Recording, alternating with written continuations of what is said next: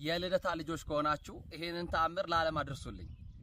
አሁን የምገኘው በአርሲ ሀገረ ስብከት በጮሌ ደብረገነት ቅድስት ኪዳነ ምሕረት ቤተክርስቲያን እገኛለሁ። የግንቦት ልደታን ለማክበር ነው ወደዚህ የመጣ ነውና በአውደ ምሕረት ታቦተ ሕግ ሆኖ ቆሞ ወንጌል ካስተማርኩ በኋላ አንድ አባት በለቅሶ ወደ አውደ ምሕረቱ ይመጣሉ። ታሪኩ የሆነው እንደዚህ ነው። እኚህ አባት ከቀን በኋላ አይናቸው ጠፍቶ ቤት ውስጥ ቀርተዋል። ታዲያ ድንግል ማርያምን አንድ ነገር አሏት። መቤቴ አሏት፣ አይኔን አብሪልኝና እምሰጥሽ እንኳን ባይኖር ከግቢ ውስጥ ከጓሮዬ ካለው የወይራ ዛፍ ቆርጬ በትከሻ የተሸክሜ ወደ ቤትሽ መጣለሁ ብሎ ተሳለላት።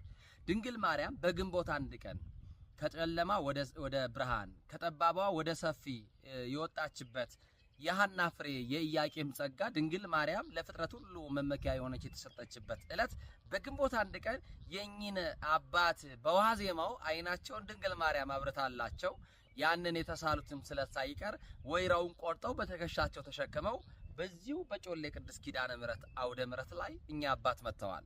ድንግል ማርያም የጨለመውን ነገር ሁሉ ታብራላችሁ። የልደታ ልጆች ናችሁ? የኪዳነ ምሕረት ልጆች ናችሁ ወይ? ከሆናችሁ የእመቤቴን ተአምር ለዓለም አድርሱልኝ። ሰላም እግዚአብሔር ከሁላችን ጋር ይሁን። የጨለመባችሁን